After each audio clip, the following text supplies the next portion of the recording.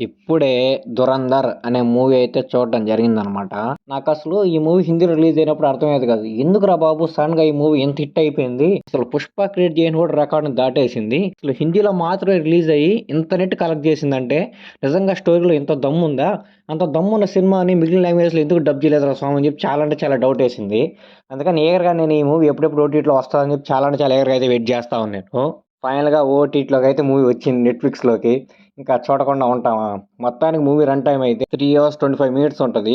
ఈ సినిమా ఇంత హిట్ అవ్వడానికి వర్తారా స్వామి అంటే 200% వర్త్ అనిపించింది నాకు.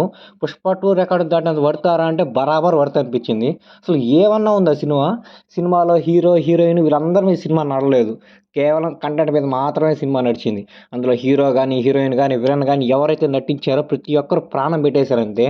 ఎంతలా అనిపించిందంటే నాకు సినిమా నిజంగా 3 hours 35 minutes, 3 hours 25 minutes run time ఉన్న ఒక సినిమాని ఎక్కడ నీకు బోర్ కొట్టకుండా ఇంకా కొంచెం సేపు సినిమా ఉంటే బాగుండురా అన్న ఫీలింగ్ తెప్పించిందంటే నీకు ఆ సినిమా.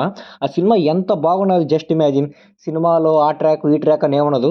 కేవలం కంటెంట్ మీద మాత్రమే సినిమా అయితే డిపెండ్ అయి ఉంటది. అసలు ఇండియా నుంచి వెళ్ళిన ఒక గూఢచారి పాకిస్తాన్‌లో ఎలా సర్వైవ్ అయ్యాడు? సర్వైవ్ అయ్యాక ఆ పాకిస్తానోళ్ళని ఎలా అంతం చేయగలిగాడు?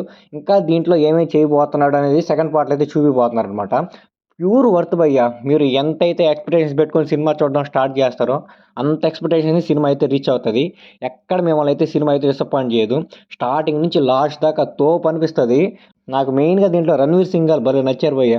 ఆయన గెటప్పు, ఆయన యాటిట్యూడు, ఆయన స్వాగ్ వేరే లెవెల్ అనిపించింది నాకు. ఎందుకంటే ఒక పాకిస్తాన్‌లో ఉండడానికి ట్రై జేస్తున్న ఒక మనిషి, అతను ఒక బాడీని, అతను ఒక హెయిర్ స్టైల్‌ని, అతను ఒక యాటిట్యూడ్‌ని ఎలా రూపాంతరం చెందాలి, అన్నీ చాలా అంటే చాలా బాగా చూపిచ్చాడు. అసలు నిజంగా మన ఇండియా వాళ్ళు ఎంత కష్టపడుతున్నారా అనిపించింది నాకు. ఒకానొక టైంలో మన ఇండియన్ పొలిటీషియన్స్ మీద సినిమా చూస్తుంటే చాలా అంటే చాలా కోపమొచ్చింది. మెయిన్‌గా మాధవన్ గారు చేసిన అజిత్ దోవల్ గారి రోల్ అయితే తోపనిపించింది నాకు. చాలా అంటే చాలా యాప్ట్ సూట్ అయ్యాడనమాట ఆ మనిషి. ఆ మనిషి యాక్టింగ్ చేస్తుంటే నిజంగా నాకు కూడా కోపమొస్తుంది. మన ఇండియన్ పొలిటీషియన్స్ ఇంత దారుణంగా తయారయ్యారా? మన ఇండియా వాళ్ళే నిజమైన శత్రువులా?